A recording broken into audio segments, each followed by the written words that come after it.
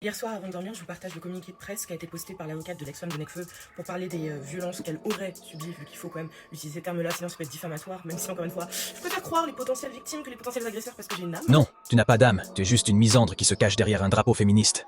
Il faut arrêter de te mentir et de mentir aux gens. Il y a beaucoup trop de choses qui ne vont pas dans ton discours. Premièrement, dans ta logique, la victime est forcément celle qui dépose plainte en premier.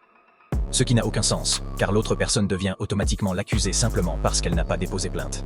Cela ne prouve en rien que celle qui dépose plainte est réellement la victime de l'affaire. La présomption d'innocence, ça vaut dans un tribunal. Donc la présomption d'innocence, je n'ai pas à la respecter. Et encore une fois, je crois les potentielles victimes plutôt que les potentiels agresseurs. Ensuite, tu ignores complètement la présomption d'innocence, ce qui fait que, comme beaucoup, tu te fais juge et bourreau avec seulement une version de l'histoire, vrai ou non. Les preuves. Alors je pense déjà qu'un communiqué de presse par une avocate, c'est suffisamment de preuves. Et désolé, mais depuis quand un communiqué de presse présenté par une avocate constitue-t-il une preuve? Pour quelqu'un qui a étudié le droit, tu racontes vraiment beaucoup de bêtises. Même s'il est présenté par une avocate, un communiqué de presse n'est pas une preuve juridique en soi, c'est pourtant dans le nom.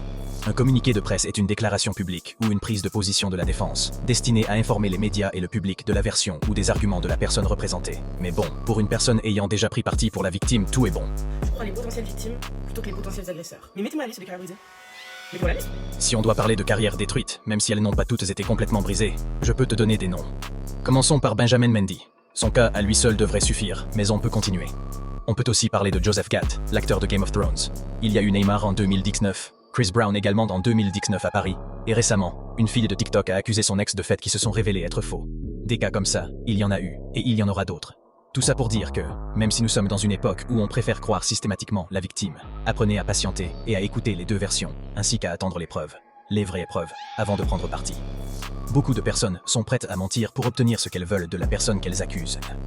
Et beaucoup de gens comme elles se feront un malin plaisir à parler de ce type de sujet sous un angle bien précis, pour défendre leurs idées et visions, sans jamais revenir sur ces propos, et ça même après que la vérité soit tombée.